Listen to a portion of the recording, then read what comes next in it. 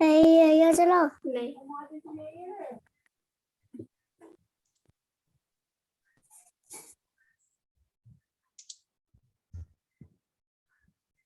ठीक है, स्टार्ट करते हैं।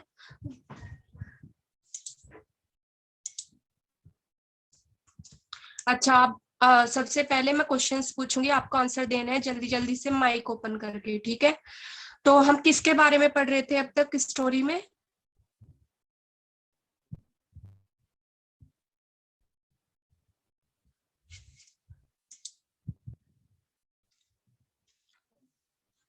बच्चों जल्दी जल्दी से बताओ, किसके बारे में पढ़ रहे थे हम? आपके सामने लिखा भी हुआ है। बच्चों क्या हो गया? आज नाश्ता नहीं किया आप लोगों ने? ब्रेकफास्ट नहीं किया? अर्पण मैकेरियस, एस्ट्रेंजर, दीदी यूसुफ। हाँ वेरी हाँ, गुड सारा। और सारा तो थी यूसुफ भी के नहीं पिछली क्लास में। हाँ तो यूसुफ के बारे में हम क्या पढ़ रहे थे? किसी को याद है थोड़ा सा कुछ, जो हमने पिछले संडे पढ़ा था? थोड़ा सा याद हो कुछ भी?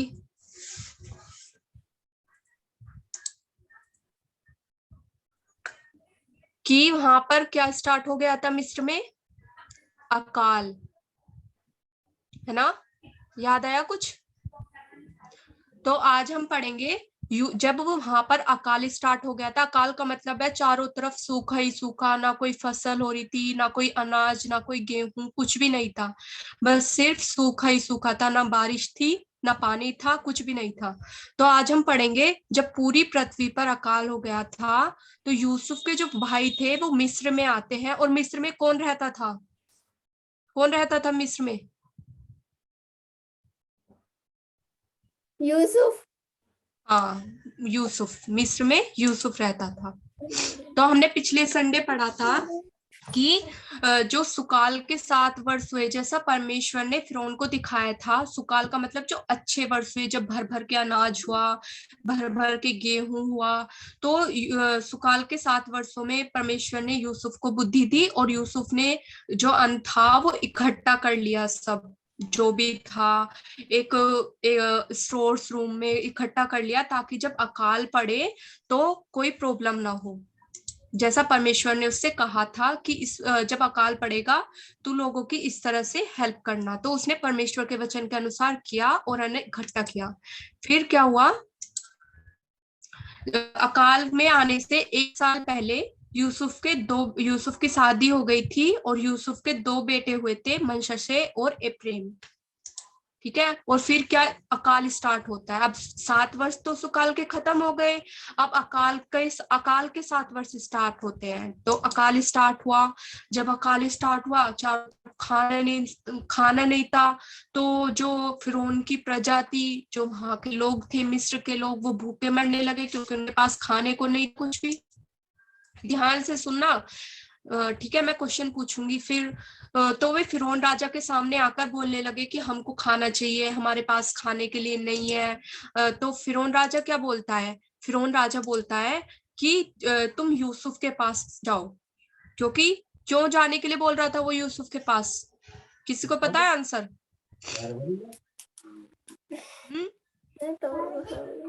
दीदी क्योंकि यूसुफ के पास सारा अनाज इकट्ठा रखा था।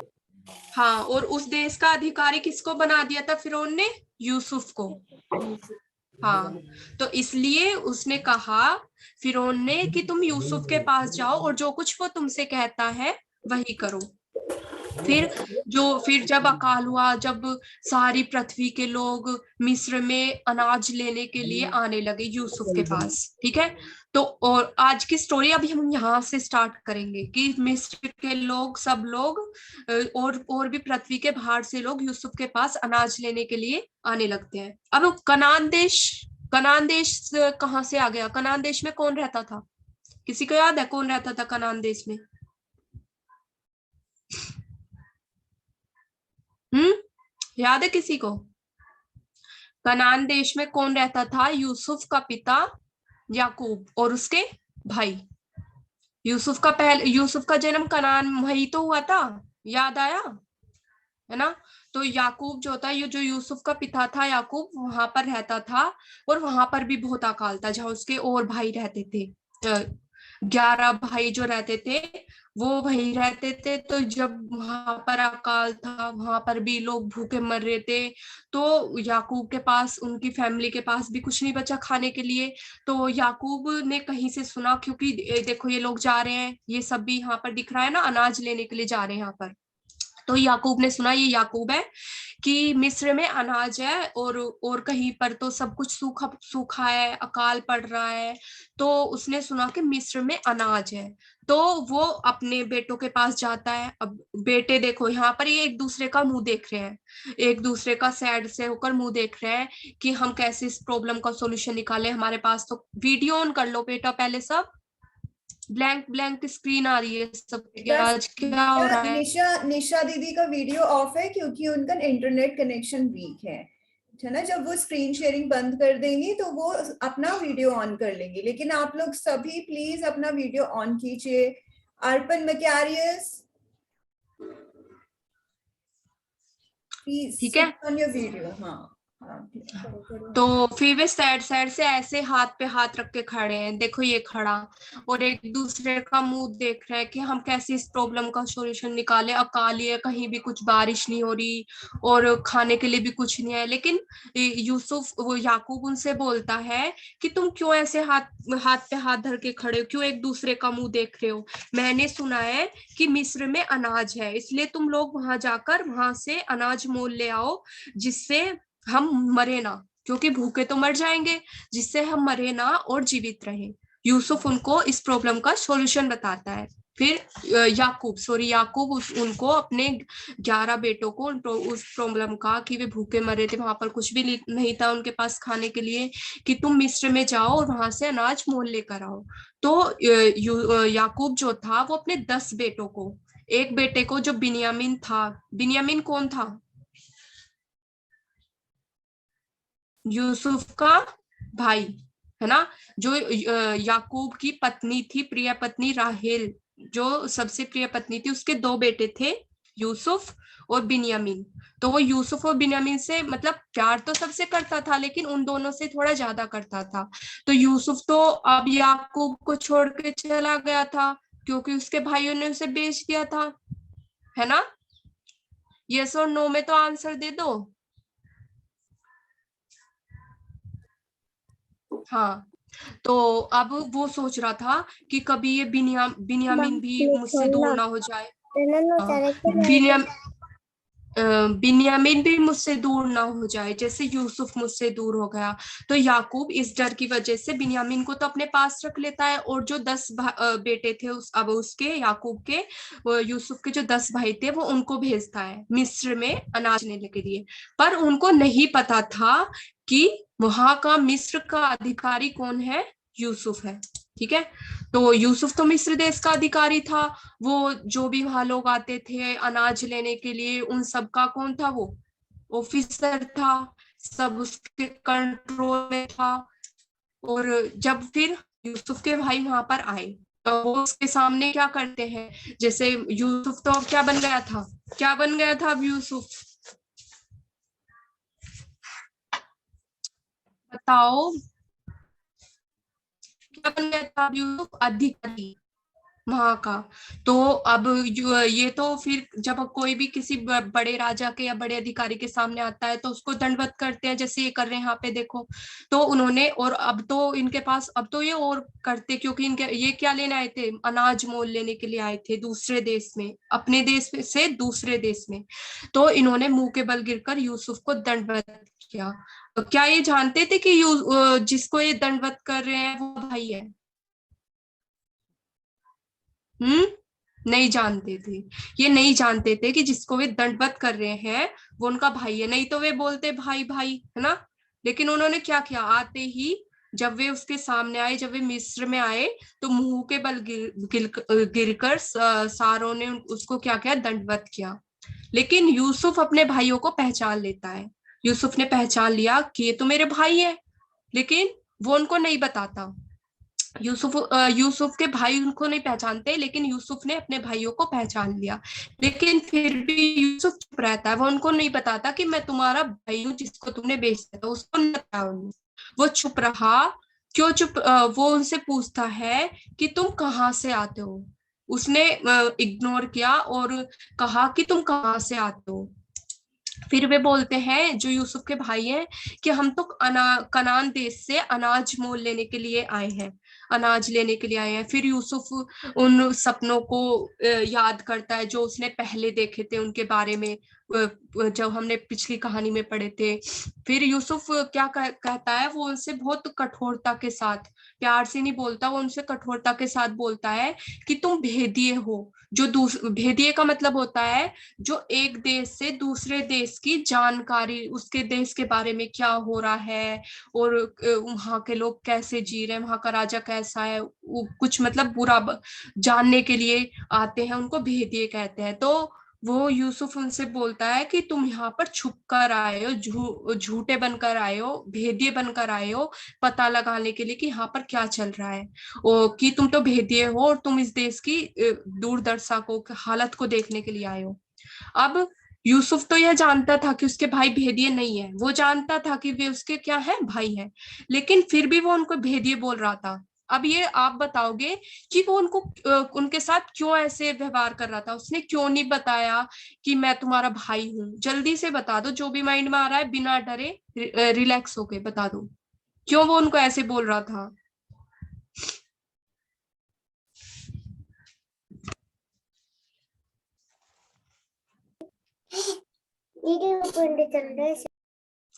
बताओ बेटा, जो कुछ भी आ रहा है वही बता दो, जो भी आपकी समझ में आ रहा है।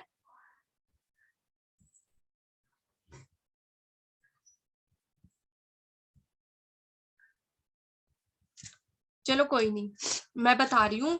अच्छा, अब आप पहले ये बताओ, यूसुफ के भाइयों ने उसको क्यों बेचा था? दूसरे देश के लोगों के हाथों में क्यों बेचा था उसको? दीदी क्योंकि वो उससे जलते थे। हाँ, क्योंकि वो उससे जलते थे। यूसुफ बुद्धिमान था, उस पर परमेश्वर का आत्मा रहता था, तो वे उससे जलते थे, उसको बेच दिया था, है ना? जब वो कितने साल का था जब उसको बेचा था? 17 साल का था। और जब उसको राजा बनाया गया था वो 30 साल का था। अब वो लगभग 37 या 36 का होगा।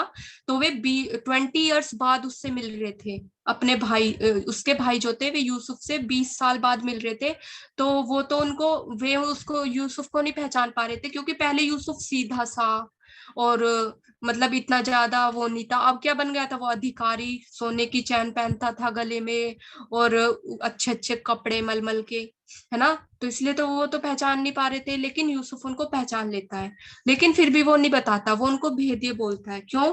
क्योंकि वो ये जानना चाह रहा था, एक तो वो ये पूछना चाह रहा था कि उसके जो, उसकी फैमिली कैसी है, उसके पिता याकूब, भाई बिन्यामीन, जो वे उनकी मतलब वो किस कंडीशन में, सही है या नहीं है। इसलिए उन्होंने, इसलिए यूसुफ जो था वो अपने भाइयों को नहीं बताता कि मैं तुम्हारा भाई हूँ। और वो इसलिए बोलता है, वो ये जानना चाह रहा था कि उसके भाइयों का बिहेवियर अब भी बदला है 20 साल में, मतलब 20-21 साल में बदला है, वो अब भी पहले की तरह उनके मन में जलन भरी हुई है, ये सब भरा हुआ है। तो इसलिए वो उनसे इस तरह से बात करता है।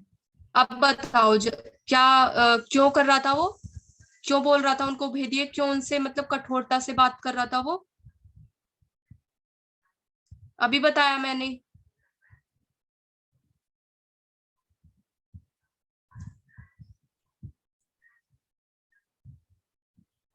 आज कान सुन भी रहे हैं कि नहीं, कि कानों को कहीं और छोड़ के तो नहीं आए हो आप? हैं? आराधना, रिया, एस्टर एंजल, एस्टर एंजल ने आज एक भी जवाब नहीं दिया। पहले बताओ, ब्रेकफास्ट किया है आपने? हाँ कि ना, यस और no, show thumbs up. Breakfast किया है कि नहीं? आज कोई भी नहीं जवाब दे रहा। इसका तो जवाब दे दो कि आपने ब्रेकफास्ट किया है कि नहीं। थम्स अप दिखाओ दोनों, सभी। अच्छा, ब्रेकफास्ट किया है। तो फिर कानों को कहाँ छोड़ के आए हो? ब्रेकफास्ट की टेबल पे तो नहीं छोड़ा है? सुन ही नहीं रहे, कोई भी जवाब नहीं दे रहा है। है ना। दीदी ने कितना अच्छा अभी बताया ना। चलो बताओ क्यों क्यों ऐसा हुआ था।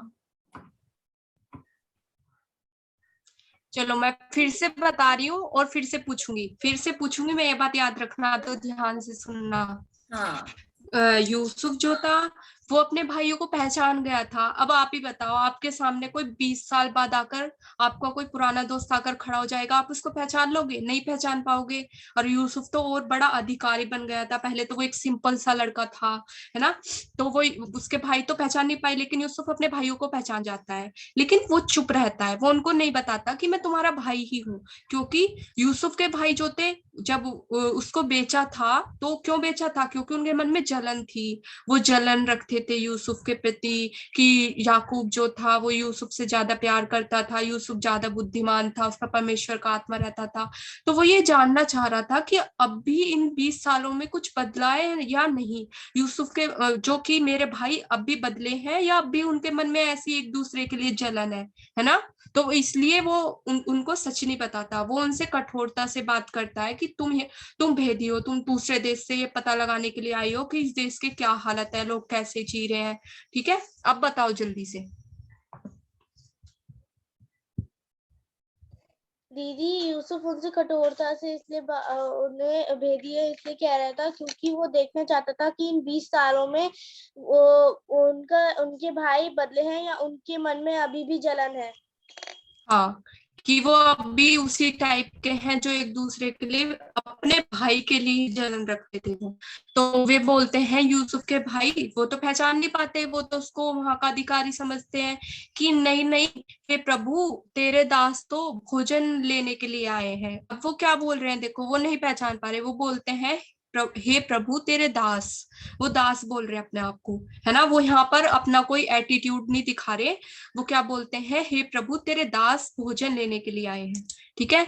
तो फिर याकूब यूसुफ बोलता है कि नहीं नहीं, तुम तो इस देश की हालत को देखने के लिए आए हो, तुम तो भेदिए ही हो। फिर तो आज हम इतना ही पढ़ेंगे, फिर आगे कि आगे क्या होता है। जो यूसुफ उनकी हेल्प करता है, उनको अन्न देता है, अनाज देता है, अपने बारे में बताता है या नहीं बताता कि मैं तुम्हारा भाई ही हूँ, वो हम अगली क्लास में देखेंगे। तो अब तक जो आपने सीखा, वो क्या सीखा?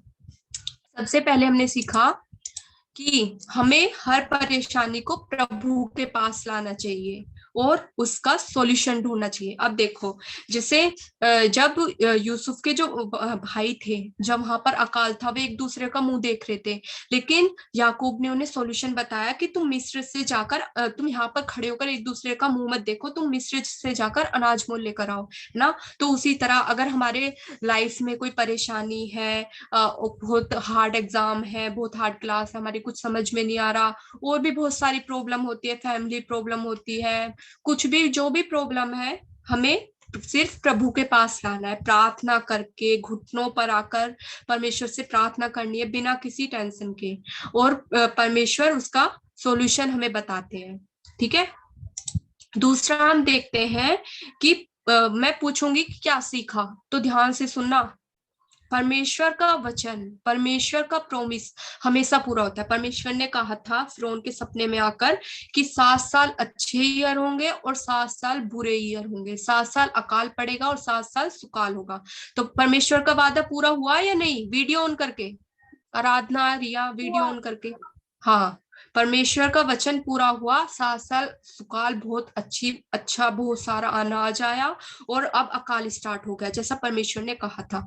तो चाहे हमारे जीवन में भी जो परमेश्वर ने हमसे प्रॉमिस किए हैं, कि प्रॉब्लम आने पर परमेश्वर ने कहा मत डर, मैं हमेशा तक तेरे साथ रहूंगा, हमेशा परमेश्वर का वचन पूरा होता है। थोड़ी देर होगी लेकिन परमेश्वर का वचन पूरा जरूर होगा। ठीक है। तो हमें क्या करना है, हमें बस परमेश्वर पर विश्वास रखना है। थर्ड पॉइंट हमने देखा, यूसुफ अपने भाइयों के साथ बहुत कठोर तरीके से बात करता है, ताकि उसके भाइयों को उस पर शक ना हो और वो पता लगा सके कि उसके भाई अब भी चेंज हुए हैं नहीं, उसके घर की क्या हालत है, इस तरह से वो पता लगा सके। ठीक है। तो अब जल्दी से तीनों पॉइंट में से कोई सा भी एक एक पॉइंट बताएगा, पहले बताएगी सारा। क्या एक पॉइंट सीखा हमने? कोई भी एक पॉइंट। दीदी हमने सीखा कि परमेश्वर का वचन हमेशा पूरा होता है। हाँ, प्रेरणा, रिया, आराधना, आप में से बताओ एक पॉइंट कोई भी, जो भी याद है जल्दी से बता दो, जो भी आपने इस स्टोरी से सीखा।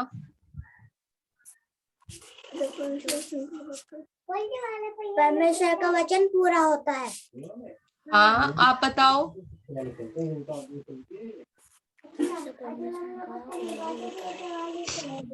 बेटा कुछ भी बता दो, तीनों पॉइंट में से जो भी आपकी समझ में आया, डरो मत, सही गलत जो भी है बता दो।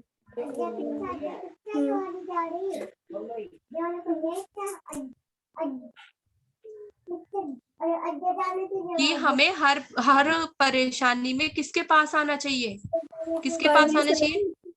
हाँ, हमें हर परेशानी में परमेश्वर के पास आना चाहिए। चाहे कोई भी बड़ी परेशानी हो, परमेश्वर के लिए कुछ बड़ा नहीं है, परमेश्वर महान है सबसे। ठीक है, तो हम आज की मेमोरी वर्स है, और देखो मैं जगत के अंत तक, और देखो, माइक म्यूट कर लो बेटा, और देखो मैं जगत के अंत तक सदैव तुम्हारे संग हूँ। मत्ती 28:20। ठीक है, ये परमेश्वर का प्रॉमिस है, और ये जरूर पूरा होगा। जैसे हमने अभी स्टोरी में भी देखा कि परमेश्वर का हर प्रॉमिस पूरा होता है, परमेश्वर का हर वचन पूरा होता है। तो परमेश्वर का ये प्रॉमिस है कि मैं जगत के अंत तक हमेशा तुम्हारे साथ रहूंगा, तो परमेश्वर रहेगा। ठीक है, अब जल्दी से माइक ओपन करो, मेरे पीछे पीछे बोलो। और देखो, और देखो एस्टेर एंजल आप भी कर लो माइक।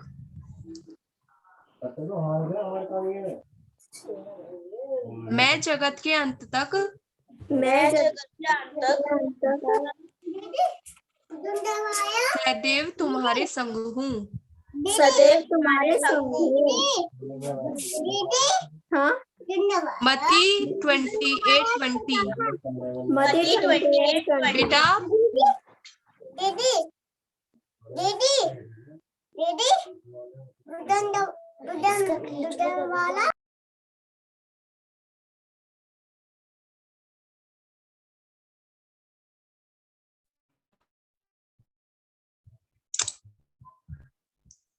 बेटा आप बताना, आपको स्क्रीन दिख रही है या नहीं दिख रही? दिख रही है?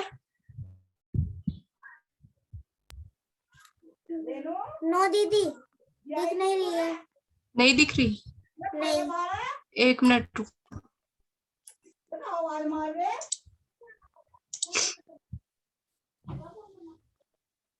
दिख रही है बेटा?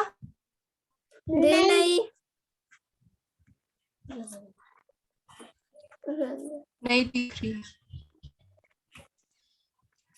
1 मिनट रुकना बस, इतने आप ऐसे याद करो। और देखो मैं जगत के अंत तक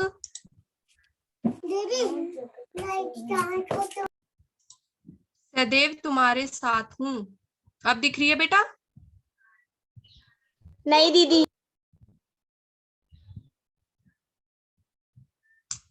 हाँ अभी बिल्कुल भी नहीं दिख रही। अभी दिखाई दिया दीदी अब दिख रही।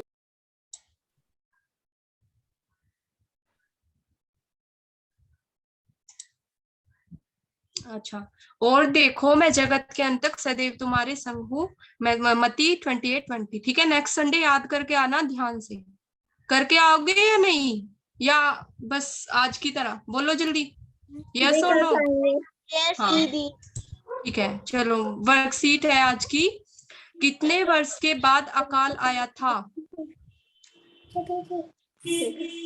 वो नेक्स्ट स्लाइड कर दो निशा, आया नहीं वो, सिलेक्ट नहीं हुआ वो स्लाइड। दी आ रहा है, लोड हो रहा होगा। दी मैंने कर दिया।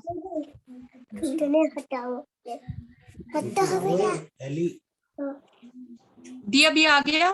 नहीं नहीं नहीं आया। चलो सवाल तो पूछ लो, कोई बात नहीं, सवाल पूछ लो। अच्छा, कितने वर्ष के बाद, कितने साल बाद अकाल आया था? 7 साल बाद।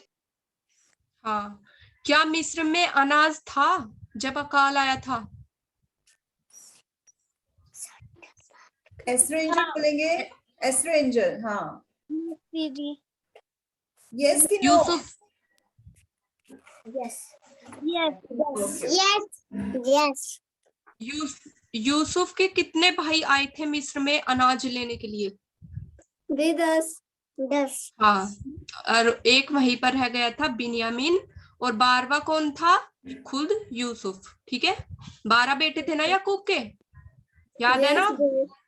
हाँ। नेक्स्ट है सही गलत बताने हैं आपको। क्या यूसुफ मिस्र का अधिकारी था? Yes. एस्तर एंजल। हाँ। Yes. क्या यूसुफ ने अपने भाइयों को पहचान लिया था? सारा, नहीं. Wrong. Wrong. सारा, दीदी यूसुफ हाँ यूसुफ ने तो पहचान लिया था ना, उसके भाइयों ने नहीं पहचाना था, है ना? दीदी हाँ हाँ. क्या यूसुफ के 11 भाई अनाज लेने के लिए आए थे मिस्र में? गलत। हाँ। No. No. दी टाइम बचा है वर्कशीट करने के लिए।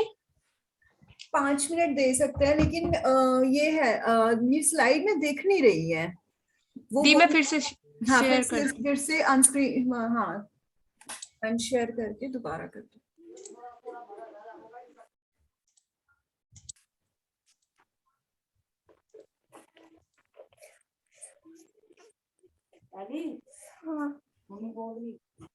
दी अब दिख रही है?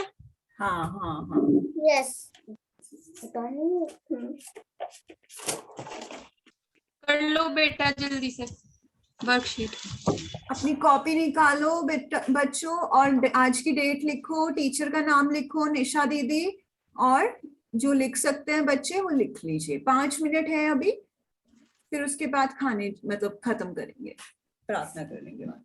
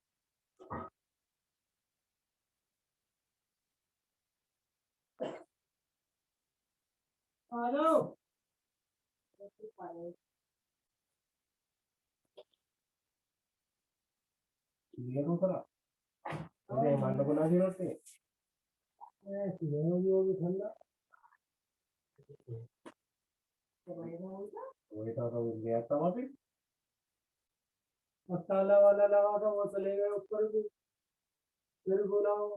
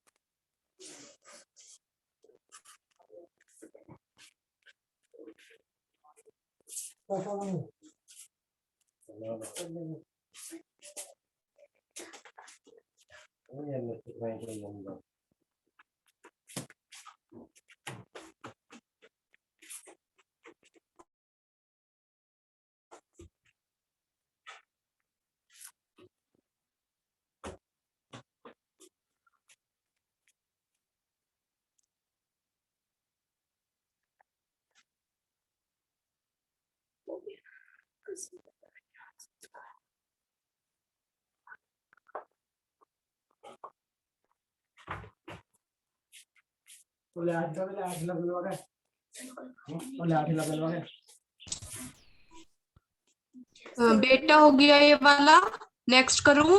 हो गया. कर दो. सारा एस्ट्रेंजर दीदी अभी नहीं हुआ।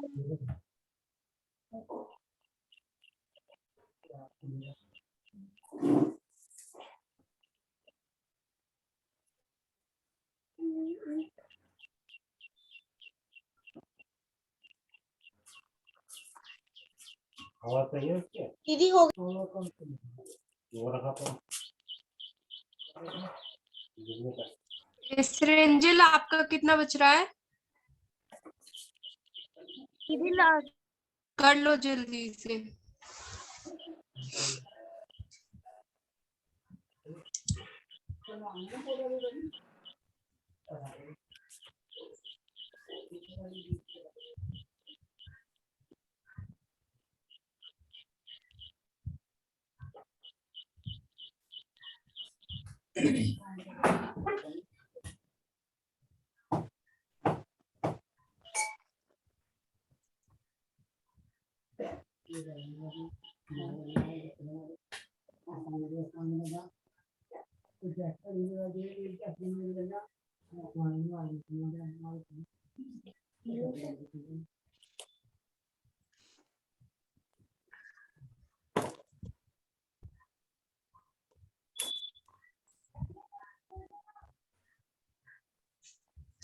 दीदी उतर गया। नेक्स्ट कर लो, बस 2 मिनट है, बस जल्दी जल्दी कर।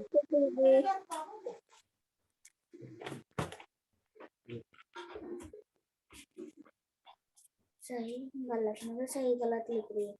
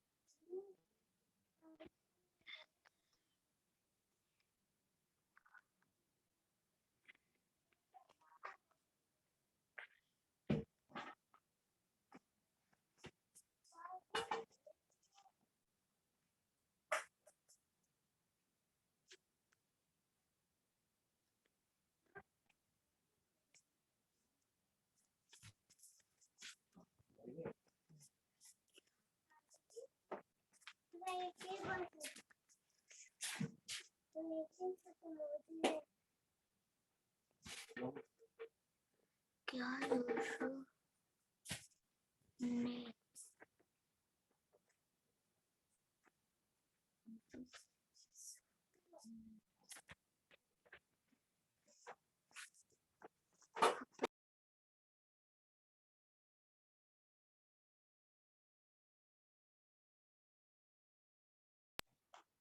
दीदी मेरा हो गया। ठीक है बेटा, मेरे नंबर पे भेज देना।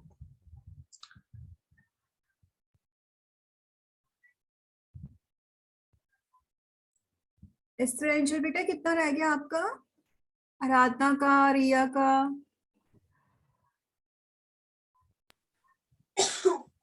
दीदी लास्ट। ओके ओके, चलो कर लो, कंप्लीट कर लो। आराधना, रिया बेटा आपका कितना रह गया? दीदी हमारा हो गया। अच्छा मेरा लास्ट रह रहा है। अच्छा, ओके बेटा, कर लो कंप्लीट।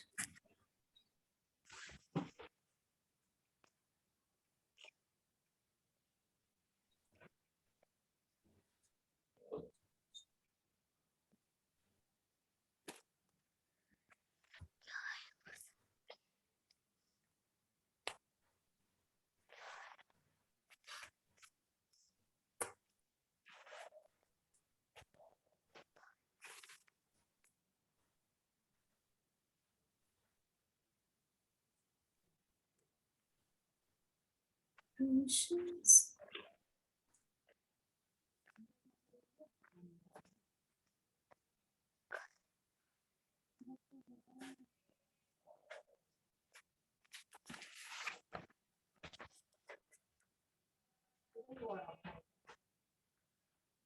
दीदी उतर गया।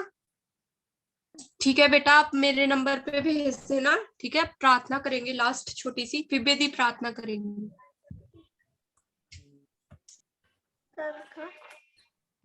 चलो हम लोग सभी प्रार्थना करेंगे। सभी बच्चे अपनी आंखों को बंद करेंगे, सरों को झुकाएंगे। ठीक है। प्रभु जी, मैं आपको धन्यवाद देती हूँ आपके सुंदर वचनों के लिए, आपके आश्वासन के लिए, आपके विश्वास के लिए, आपकी दया और करुणा के लिए। आप अनुग्रह करते हैं प्रभु जी कि हम इस बात को सीख पाते हैं कि किस तरह से आप यूसुफ के सफरिंग्स में भी, उसकी पीड़ाओं में भी, मुश्किल परिस्थितियों में भी प्रभु आप उसके साथ रहे, आपने उसको छोड़ा नहीं, उसको त्यागा नहीं प्रभु जी। और प्रभु उसके प्रभु जी आपने उसे ऊंचाइयों पर खड़ा किया। और प्रभु जी आप ही जरूरतों को पूरी भी करते हैं प्रभु जी। मैं आपको धन्यवाद देती हूँ प्रभु। और आप जो कहते हैं आप उसको पूरा करते हैं प्रभु। कई बार हमारे अंदर भी अविश्वास आता है प्रभु, लेकिन आप दया कीजिए कि इस अविश्वास को ले ले और अपना विश्वास हमें दें और सिद्ध करें, उस विश्वास को खरा करें प्रभु। और प्रार्थना करती हूँ जिन बच्चों के एग्जाम्स चल रहे हैं आप उन पर भी अपनी दया बना के रखें प्रभु जी, और फिजिकली उन्हें बढ़ाएं, उनके प्रभु कोविड के इन्फेक्शन से बचा के रखें। और प्रार्थना करती हूँ प्रभु बच्चों का उद्धार हो सके, VBS की तैयारी में भी प्रभु तैयार करें टीचर्स को। प्रार्थना करती हूँ प्रभु जी, और दया करें प्रभु कि बच्चे जब संडे स्कूल में जो भी लेसन सिखाया जाता है सीखें। और प्रभु हमारे मन में किसी के लिए विरोध या जलन या पाप ना हो प्रभु, आप ही अनुग्रह कीजिए प्रभु जी। मैं आपसे विनती करती हूँ मेरी भी सहायता कीजिए। निशा के लिए धन्यवाद देती हूँ प्रभु, आप ही दया कीजिए। आगे के समय को आपके हाथों में सौंपती हूँ। मेरी इस प्रार्थना को आपके प्रिय बेटे यीशु मसीह के नाम में मांगती हूँ, आमीन।